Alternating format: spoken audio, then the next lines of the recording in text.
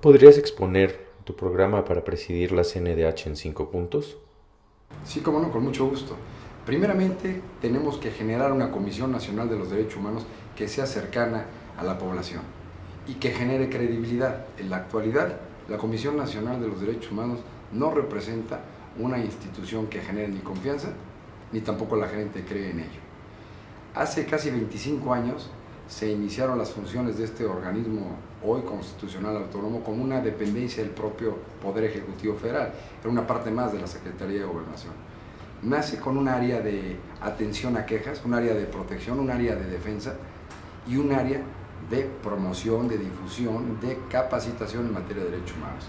Pero al paso del tiempo, como no es novedoso en nuestro país, las áreas de protección, que atienden las quejas, van desarrollándose, van creciendo de manera en que hoy tenemos 6 visitadorías generales. ¿Pero qué implica ello? Además de un gasto excesivo, una burocracia enorme en que se está atendiendo los derechos humanos cuando ya se violaron.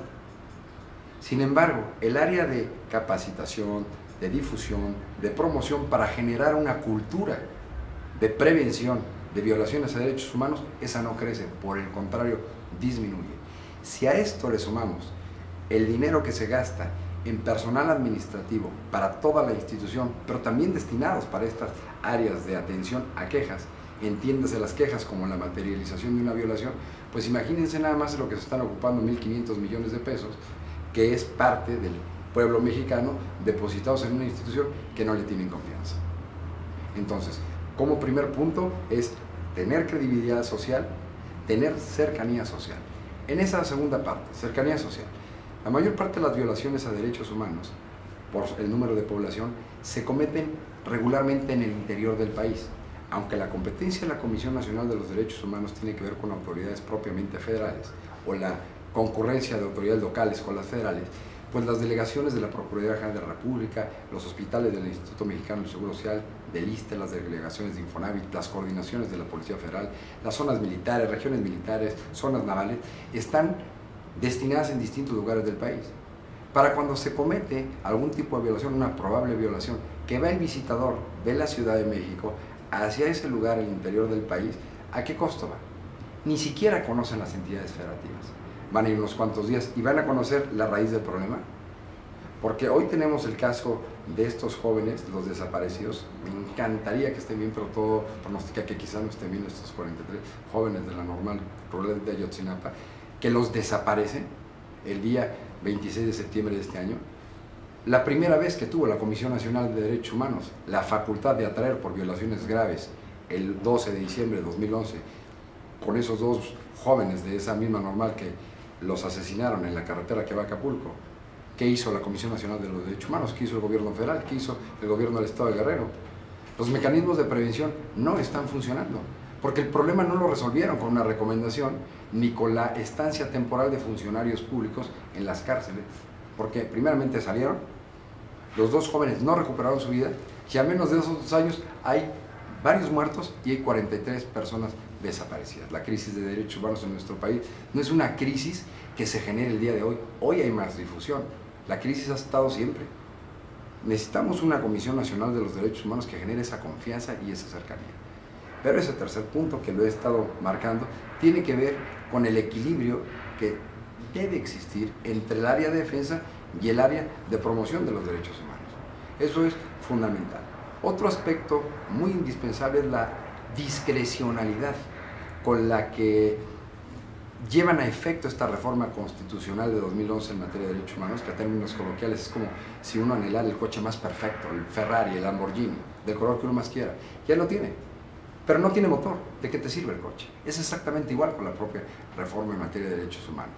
¿Qué es lo que se propone? Que cuando existen violaciones graves a los derechos humanos, que es una facultad que se le quitó a la Corte, a la Suprema Corte de Justicia de la Nación, porque no hizo nada. En el mismo estado de Guerrero, en junio de 1995, pasó la matanza de Aguas Blancas.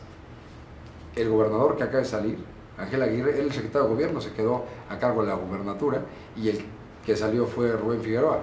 Vean lo que está pasando casi 2 décadas después. Entonces, Este tipo de situaciones tiene que cambiar de violaciones graves para tener parámetros muy específicos de cuándo se van a aperturar estos expedientes por violaciones graves. La Corte no hizo nada ahí, pero ¿qué pasó? El 5 de junio del 2009, 49 criaturas calcinadas, 25 niñas y 24 niños, y hoy no hay ningún responsable y no se hizo nada en el Poder Judicial de la Federación.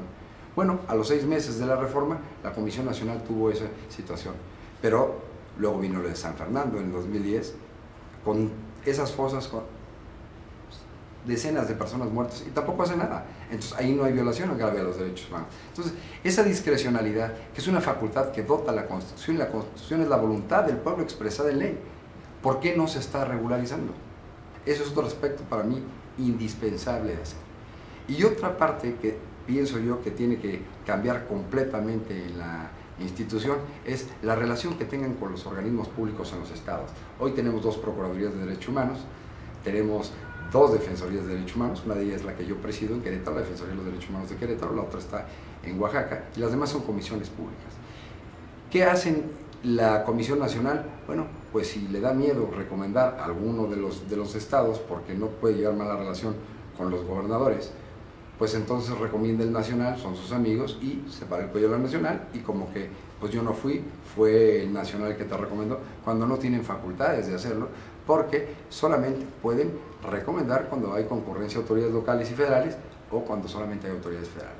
Existe una atracción en ley, pero es producto de un recurso que se llama de queja, y cuando el quejoso lo pide, si no, no. Entonces, este tipo de situación, y que existan unas pequeñas oficinas de acuerdo al número de quejas y de acuerdo al número de población de la Comisión Nacional con personal local trabajando en la nacional, yo creo que atenuarían mucho el servicio a los derechos humanos que deben de prestar. Una consulta médica en el Instituto Mexicano del Seguro Social en Chetumal o en Tijuana. De aquí a que llega la queja, pues quizá la persona ya falleció o el daño en su salud ya se generó. Pero si estuviera la gente que conoce la situación de seguridad, la situación económica, política y social, en la entidad, aunque trabaje para la nacional, dependiendo del porcentaje que ellas tienen, ayudaría mucho al organismo local, ayudaría mucho al organismo nacional, porque ahí podrían gestionar, conciliar la queja, siempre legalmente, pero lo más importante, se le brinda una atención inmediata, primaria, a quien está resintiendo la violación. En esos aspectos yo resumiría mi proyecto de trabajo que he propuesto al Senado de la República. He dedicado mi vida a esto desde hace muchos años. Hace 20 años me fui a estudiar la materia, me doctoré en estudios avanzados en derechos humanos, y ojalá el Senado de la República, en esta 6ª ocasión que voy a contender en un proceso, y ya hasta el 4º en Querétaro, pues tomen en consideración mi proyecto de trabajo. 1 o 2 problemáticas de protección de derechos humanos de urgente atención. Lo más urgente en nuestro país tiene que ver hoy con las niñas.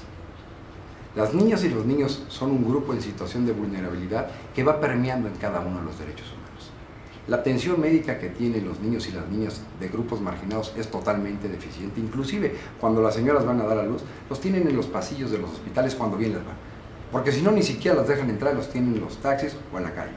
Es algo que se tiene que hacer. Pero esos mismos niños y esas niñas tienen un déficit enorme en la educación, porque hoy sale que el bullying, la violencia escolar, pero eso siempre ha estado.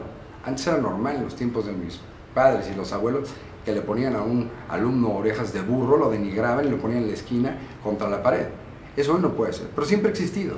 Entonces, esa violencia infantil redunda en la educación, y la educación es el principal problema de nuestro país. De ahí se derivan crisis económica, de seguridad, todo tipo de crisis. Entonces, una problemática que debe atender el Organismo Nacional de Derechos Humanos es precisamente los niños y las niñas. ¿Por qué? Porque los niños y las niñas y los adolescentes son el presente y el futuro, no nada más de México, sino de la humanidad. Eso es fundamental. Y otra cosa que en nuestro país rompe cualquier estructura económica, cualquier estructura social, es la violencia de género. Es increíble las visitas que hacemos en los centros de reinserción social, lo que implica después del análisis, cuando vemos que los tutelares, la mayor parte de los menores están internos por violación.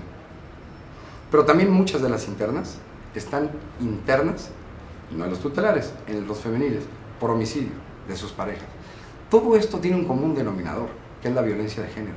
En los organismos públicos de defensa de derechos humanos recibimos diariamente quejas, inclusive más de las que podemos conocer, que tienen que ver con cuestión de violencia de género, violencia familiar, violencia inducida. Pero nosotros apoyamos en un aspecto que la ley nos permite, la Constitución, es quejas y denuncias ante autoridades correspondientes. Pero luego las mujeres ya no quieren actuar. Es increíble.